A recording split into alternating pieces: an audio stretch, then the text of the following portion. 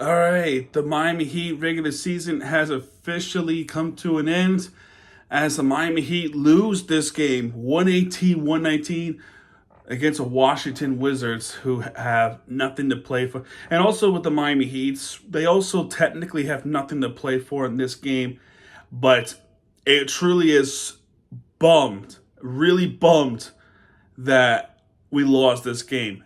And I really don't feel like I just don't feel like we should have lost this game. That's all I'm going to say.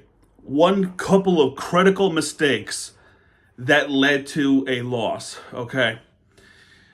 A lot of guys are out, and for good reasons too, all right? Couple of our best guys are resting. Bam is resting, Tyler Hero's resting. Meanwhile, everybody else have some injury problems, okay? Andrew Wiggins with a little bit of with the hamstring. Alec Burks with the lower back discomfort. That's bad news because we could definitely use that type of shooting in the playing game on Wednesday. And then Paolo Larson with the ankle sprain. But other than that, the rest of the players, I thought they did pretty good. One player is a big note here. But let's start off with Alex Sarr. He has 10 points in this game with a three-pointer, 3 for 6 in field goals, 3 for 4 in free throws with 8 rebounds, 4 assists, 1 steal. Keyshawn George, who is, played under the Jam Larranaga's University of Miami, the Hurricanes. 5 points for him with a 3, 1 more in the paint, with 2 rebounds, 1 assist. Justin Champagnie with 27 points. With 5 for 9 in three-pointers, 11 for 16 in field goals, with 4 rebounds, 2 assists, 1 steal, and 2 blocks. Champagnie was that big reason why the Wizards team were, beating the Heat for the most of the time. And then I have to say his name because he was responsible. He was the ultimate responsible player on why we lost this game. Bob Carrington. Bob Carrington, or Carrington, with 15 points, 3 for 9 in three-pointers, 6 for 18 in field goals, including the bank shot, game-winning shot at the end of the game. That was a buzz-beater walk-off shot by Carrington. There. That's what happened. 15 points for him, like I said, with 7 rebounds, 9 assists, 1 steal. A.J. Johnson with 14 points, with 2 for 5 in three-pointers. 6 for 16 in field goals, with 1 rebound, 8 assists, 1 steal. And then only two players the entire game were off the bench. And both of them have 20 points or more. Tristan Vukovic with 28 points, with 4 for 6 in three-pointers, 9 for 12 in field goals, 6 for 7 in free throws, with 11 rebounds, so he has a double-double, 5 assists and a block. And Colby Jones with 20 points, with 9 for 18 in field goals, 2 for 4 in free throws, with 10 rebounds, 4 assists. He also has a double-double. For the Miami Heat, Duncan Robinson with 6 points, 2 for 6 in three-pointers. It should have been 3 for 6, if I'm being honest. That one three-pointer that happened in the second half, he was completely robbed. He was robbed from that three-pointer because that ball was going in and then it just rolls out while it was in the net and it rolls out of the freaking hoop. That's bullshit. Anyway, he has 2 rebounds, 2 assists, and with the +1. Haywood Highsmith, 12 points for him, 2 for 5 in three-pointers, 5 for 10 in field goals, 3 rebounds, 1 assist.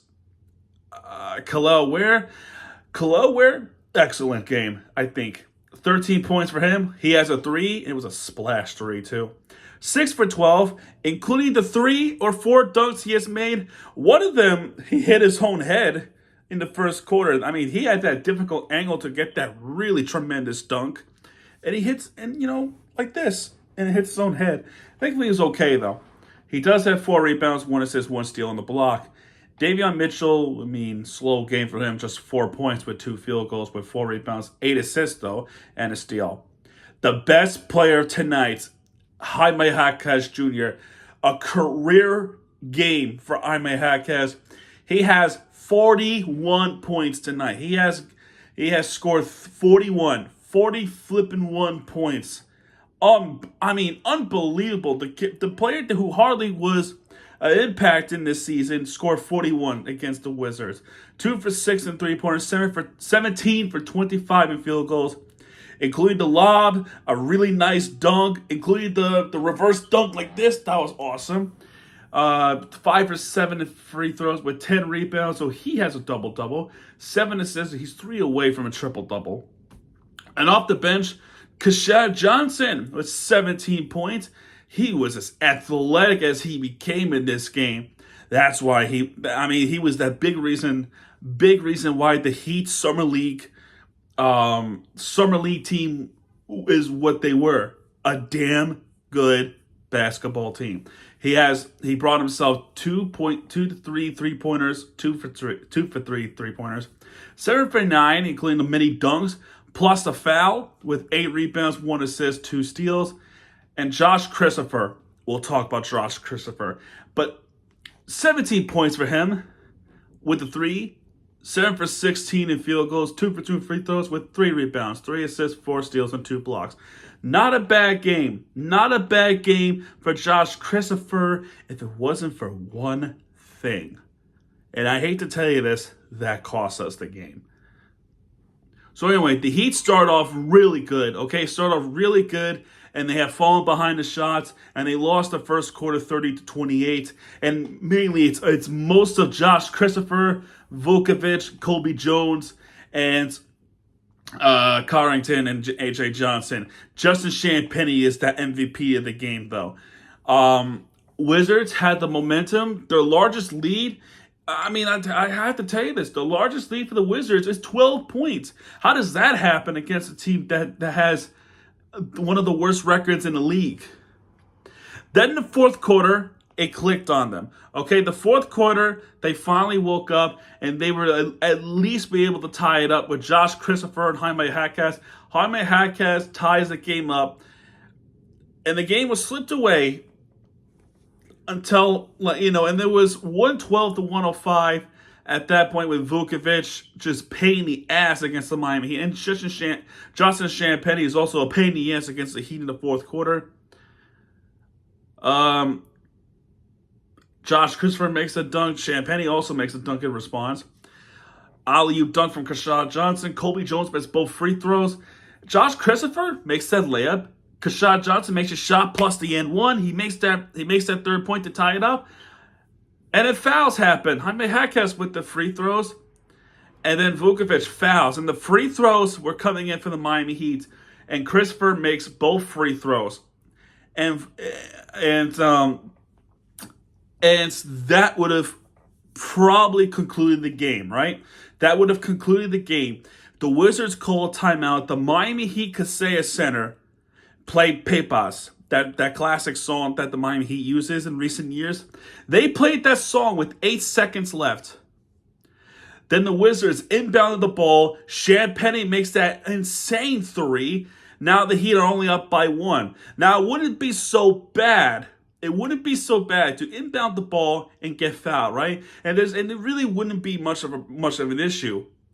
But then an inbound pass to Josh Christopher, and that's where I if this had playoff implications, and if we had the seeding, I would have been absolutely, I would have lost my mind. This would have absolutely be a rage video if it has some playoff implications.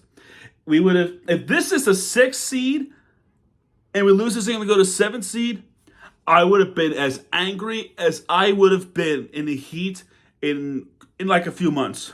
In a few months ago, I was this pissed off. Because what happened was an inbound pass from the Heat.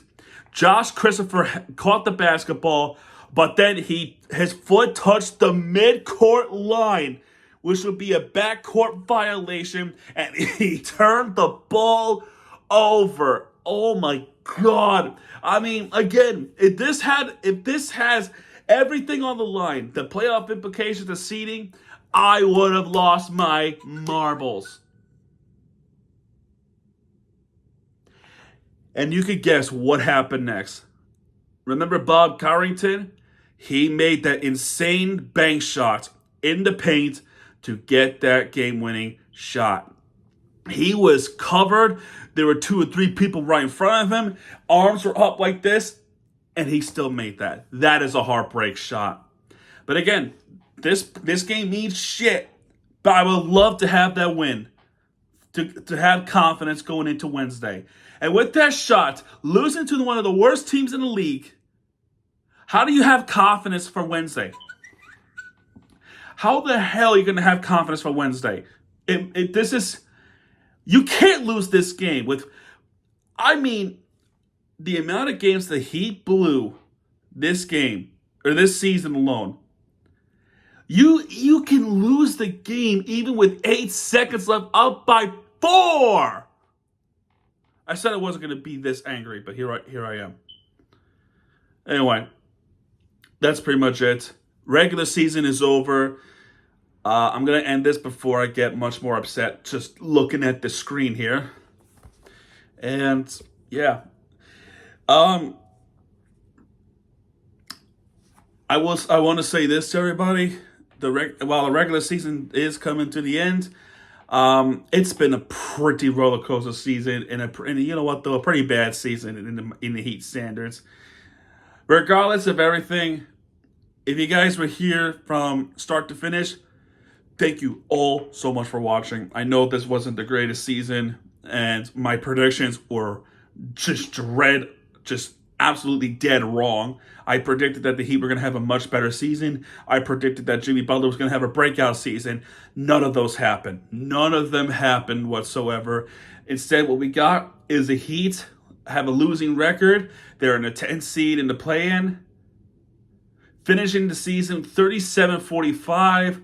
That's 8 games below 500. Not an ideal record to end the season, right? But still, if you're the fan that stuck with me from start to finish, thank you all so much. It really means a lot to me. Hopefully you stick around for next season, because I'm definitely going to come back to the Miami Heat. Absolutely going to come back to the Miami Heat. Well, the season's not over yet, and it could very well be this week. And ideally, you probably want to end this. You probably want to, right? Because you get the draft pick and stuff like that. But regardless, despite all that, I still had a fun time chatting with you guys. With me, it's like, for me, it's one thing to get myself crazy and putting myself in these situations to watch the Heat team just bonkers. Knowing that I'm not doing it alone is actually a good feeling, because I don't want to be alone. But again, thank you all so much for tuning in and listening and communicating with me. It really means a lot to me. But yeah, man, just want to say thank you. I'm going to talk about the Heat again tomorrow or Tuesday. I'm pretty sure it has to be tomorrow, because I got a couple of games to watch on Tuesday, baseball and hockey. So tomorrow I'm gonna do a preview of the play-in and what the Heat should do to get themselves. And I'm going to make this joke tomorrow, but either way, guys, I hope you liked this video. If you did, please hit that thumbs up button and subscribe for more content, because Miami TVG is back. And I'll be right with you for the time you deserve. All right, Miami TVG, sign up, folks. Stay tuned for video 2 tonight, because I'm going to talk about the Marlins. Good night.